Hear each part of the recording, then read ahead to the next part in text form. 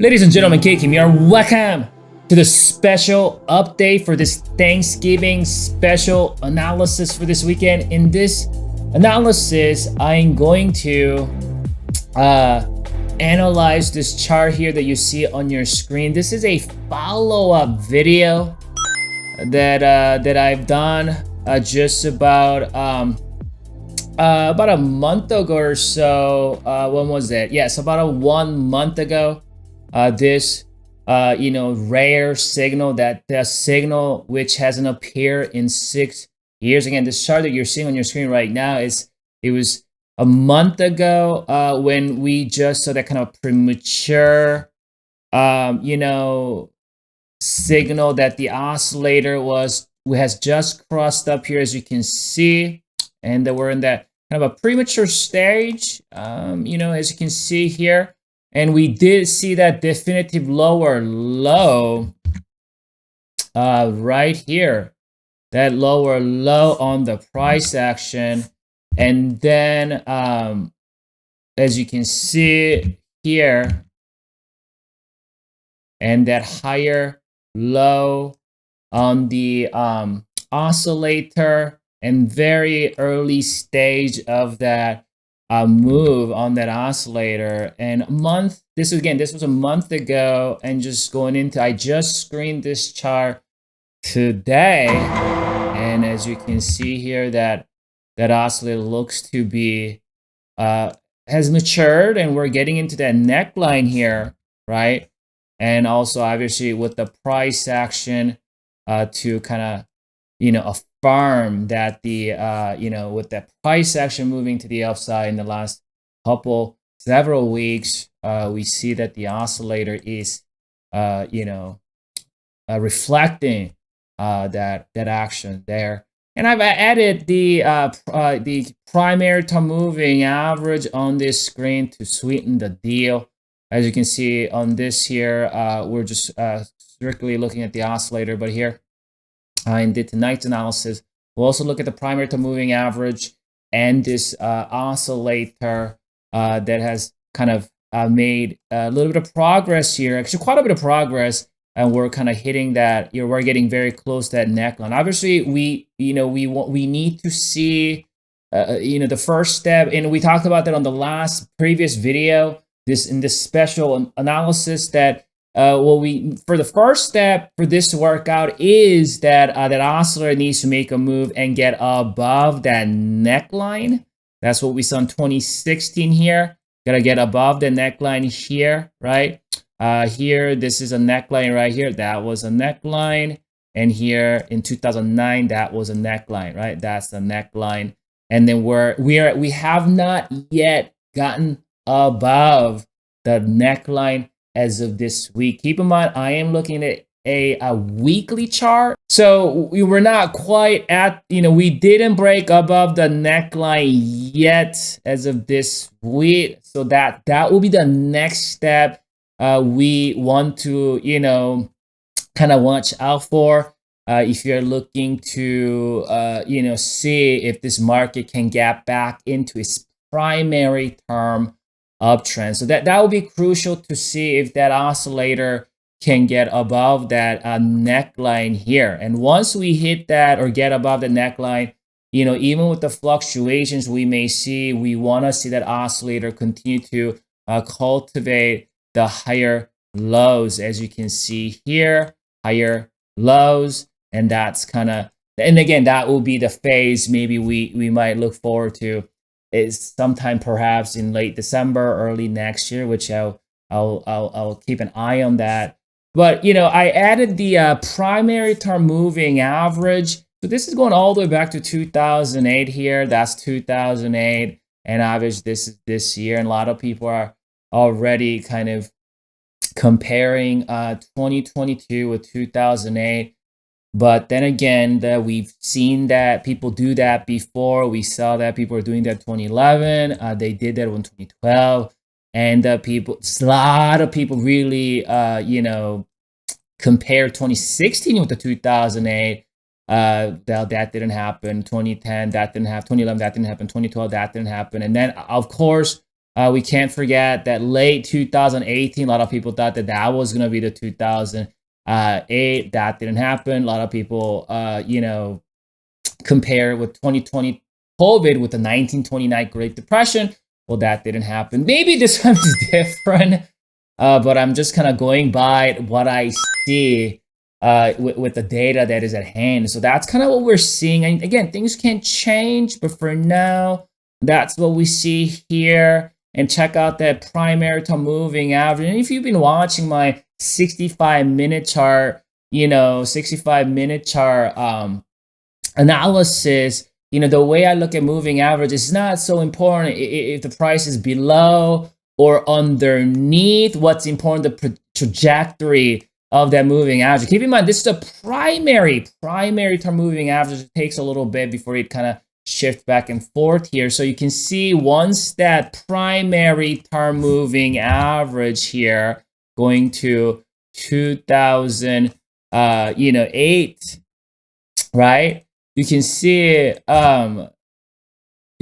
right here, initially did act as support, and we initially made that bounce, and then it tanked, gone below it, retested as a new support or new resistance, right?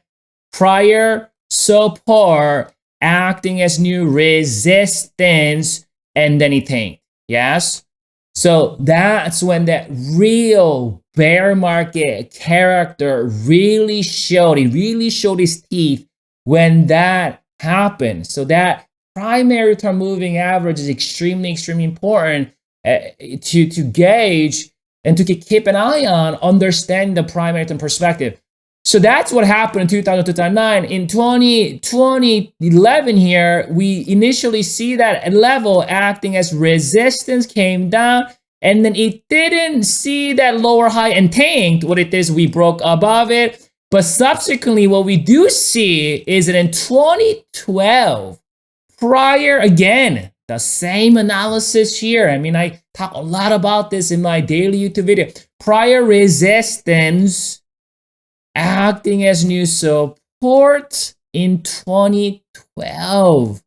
And in 2012, not only we had that prior resistance acting as new support, on top of that, we had the bullish divergence on the oscillator to add to that we're still in the primary term uptrend once we got above it. Obviously, again, any signals can fail, but we didn't see a failure. We actually saw that primary term moving average getting solidified. Actually, it was kind of at this moment, this market was fully ready to grow and mature from the secular bear market we were in 2000s.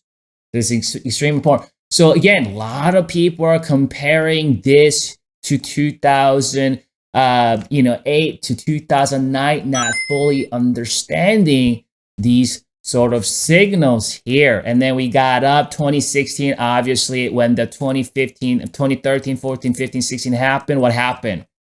That stock market truly matured during that time, 2013, 14, 15, 16. A lot of people looked at this as a mother of all bubble traps. I've heard things like we're on a Titanic. It's not gonna end well. 2016, a lot of people are bearish. The majority of hedge funds were bearish, and a lot of people were very scared that Trump is running for the office, and if he gets elected, we're gonna see market crash, and we saw biggest rally we haven't seen in 30 years, which I talked about back in the 2016-17 day. This is known as the Trump rally.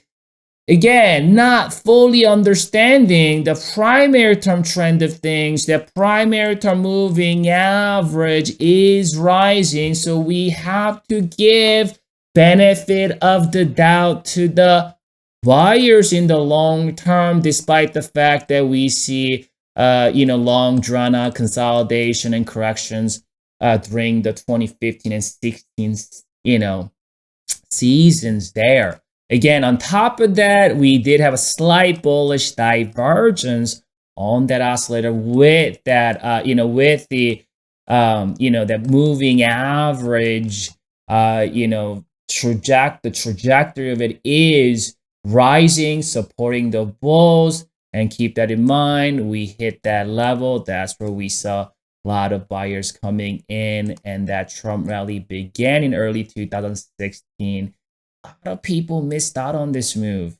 A lot of people are very, very much fearful. And then what happened? Difficult years started coming up. And that's kind of what happens. What you see is, you see a difficult years and then a bullish rally, a difficult years and a bullish rally, and then a difficult years and a bullish rally, and then we're facing obviously a difficult year. And nobody knows how long that, that good year is going to last, or how long is that the difficult year is going to last. But overall sense of things, that's kind of how this market, especially when you understand the primary term and this macro term of things. And so again, that's late 2019, and then there's that 2020 COVID. A lot of people thought that that's going to be 1929 Great Depression. That didn't happen. A lot of people missed out on this move, and a lot of people chased the market long in 2021, and then big panic settled this year because a lot of people did not participate or got into it here, but rather they jumped in later. And then with this drawn out, downtrend we've been in this year, a lot of people got out.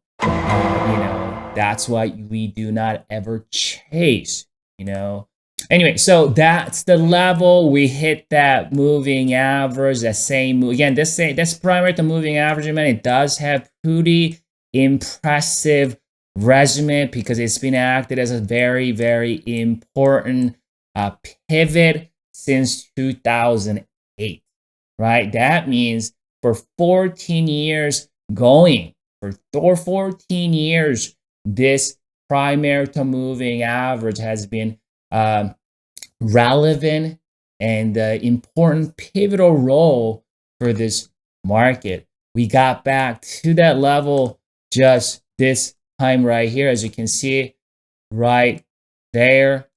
We hit the primary to moving average. It looks like we threw that hammer here, right? You see that long lower wick.